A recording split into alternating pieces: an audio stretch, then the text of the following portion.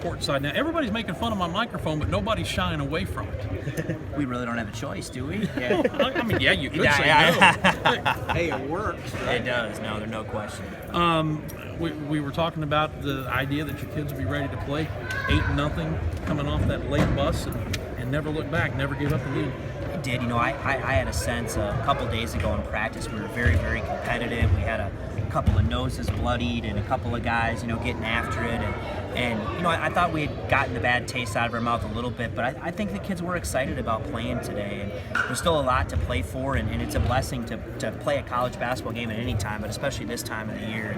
And guys really came out with a lot of energy. You could see we're still a little rusty on the offensive end. I feel that we left a lot of things out there on the table. We turned it over too much. But what I liked about tonight was I thought as the game went on and on and on, we got better and better. I thought we started getting a little bit more of a rhythm, and that was good to see. And for being off as long as we have, I thought our guys were in decent game condition. Your defense was good all game, but it seemed to get better as the game went on, and you finally got a handle in the second half on Cuthbertson, who had 15 at the half. You did a nice job of shutting him down. And Cunningham, who averages about 14 in the game, finished with 5, and 2 of those were that gift he was given on the smacking of the backboard there at the end. We did. I thought our team defense was really good. We were active. Guys were helping each other. We were swarming to the ball, and I thought we did a nice job defensively. And early, some of our transition defense wasn't what it needed to be, but at halftime, they had 10 points off turnovers. We had turned it over 9 times, and it was transition defense and turnovers. But I agree with you. The thing that I was most pleased is how we came out, but I thought as the game went on, we got better and better, and that's what you like to see from our guys. Now we're not going to play for another week, which will be a challenge, but hopefully it's something to build on, and I feel good about what our guys did, and they should feel good about it. Coach, you were talking to Dan in the pregame about Mike Buchanan may not play. I don't know when you knew that, but did it change your preparation of what you wanted to do? Not really. I mean, I don't know that we would have changed. Obviously, they would have probably pointed it inside even more than they did. What did change is they decided to play man-to-man. They probably felt like the way we did that they might have struggled to play their matchup zone because they were a little bit quicker. They tried to play man-to-man, but I don't know that it would have changed. Maybe we would have had to do some doubling in the post, but we played against good players. We played against R.J. White. We played against Cameron Jackson, Toyo, all those guys, and so we've been able to do a decent job, even with our size defensively. So I don't know that it would have changed much. The game Chris Acock's had, he's a senior, and anytime we lose now, his career's done. You'd love to see him have the game that he had. But we just kept talking about it in the second half as you're widening that lead. And we've talked about it all season long. It seems like whenever you need a tough shot made at a tough time, the ball finds its way into John Davis III's hands. Yeah, he's just like we've talked about. He's a guy who really doesn't get enough credit, for our team, and he's a tough kid and played really well. I thought he played maybe his best game of his career, and we had 5 rebounds, I think, 16 points, and he really got us going there, shooting the ball and making plays. And he's a great kid, and our depth has been a strength of us all year. And to see different guys step up, but he's really been a rock for us. And I think a lot of guys know that they did not play well in the conference tournament, right? And the only way to do that is to get back out on the court and play well. And he definitely did that along with a number of other guys. 22 assists on 30 field goals.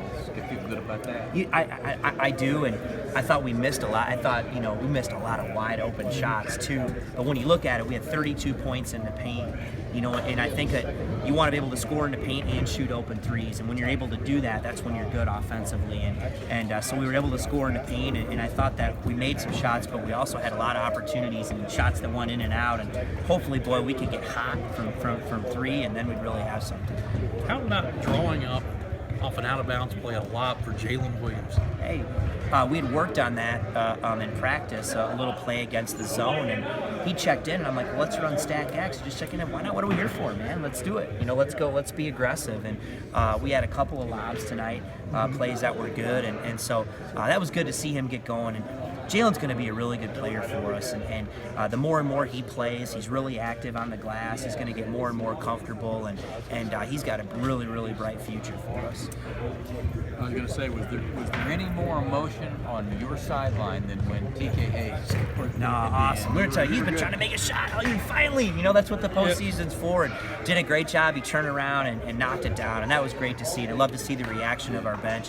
And what about the reaction of the head coach now? Yeah, Come on. Great. No, I mean, that's so fun to see that. And I want to thank our fans. I mean, we had a great turnout. I think Dwight said we had gotten rid of our entire allotment here today of tickets. And guys came up. I thought we had a really nice crowd, and they cheered us, and that was really fun. And I actually thought we had the home court advantage that way with the fans. And what a great way to start the postseason. Well, and Chris Acox even said the same thing. You come here, and we talked about getting road experience in the postseason, and this ended up being like playing in front of the home fans, even though it was in a different gym. And I think that speaks to the growth of our program is when our fans want to go follow us on the road, right? And that's starting to happen, and followed us to Asheville and followed us here and cheer on these kids, and that's a lot of fun, and it makes a difference. All right, so don't know where you're going to be playing next. You get to bye through the next round right to the quarterfinals. Could be anywhere from Asheville to Idaho. How about that for a geographic footprint? But that's fun. We'll get to play somebody different, and we'll take tomorrow off. We'll do what everyone else in the country's doing, watch some hoops, and I may go down and watch. I guess there's another tournament in Greenville. I heard that. Going on. I may go watch a little bit of that, and we won't know who we're going to play, but you'll get a chance to stay sharp and practice a little bit, and hopefully soon. And we'll get ready in another week to try to get after it. And I believe the challenge for us, if we win, we would tie the school record for wins. And so there's more and more to play for, and that's what we're looking forward to. Was your athletic director or your SID able to get you tickets? I was able to work it out. I got a few connections here and there. Nice. So, Coach, thank you very much. Guys. Appreciate it. That's head coach Niko Medved.